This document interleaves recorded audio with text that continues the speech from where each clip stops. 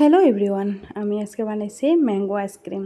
খুব একটা সহজ পদ্ধতিতে, যেহেতু গরম চলছে, এখন আমি বাড়িতে সবারই কম বেশি আম পাওয়া যায়, তাই আমি বানাইছি আইসক্রিমটা।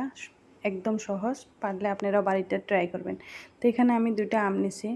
একটা আম পচা ছিল, তাই আমি অন্য আরেকটা নিছি। এইভাবে সুন্দর করে কেটে নিলাম। আর একটা ডিলাইট ক্রিমটা আমি রাখছি। ডিলাইট ক্রিম সবার বাসায় থাকে না, আমি ডিলাইট ক্রিমের বদলে আপনারা গাখিরও বা বা আমুল তাজা এগুলো ব্যবহার করতে পারেন। তো এগুলো ডিলাইট ক্রিমের সাথে আমি ব্লেন্ডারে ব্লেন্ড করে নিলাম। এটা এখানে চাইলে আপনারা মিঠা যদি বেশি খান তাহলে চিনি অ্যাড করতে পারেন। আর ডিলাইট ক্রিমটা এমনি মিঠা, তাই আমি চিনি অ্যাড করিনি। তো ছোটো ছোটো এই ধরনের মানে আইসক্রিমের বাটি আমার আসিল, তো আমি এই জায়গায় রাখলাম আর কি। আর বাকিটা অন্য একটা কন্টেনারে রেখে দিব। ফুল নাইটে যদি ওভার নাইট আমি রাখবো ফ্রিজে, ডিপ ফ্রিজে। তো সুন্দর করে এইভাবে বাটিতে ঢেলে নেয়, একদম সহজ, কোনো বেশি কিছু লাগে না।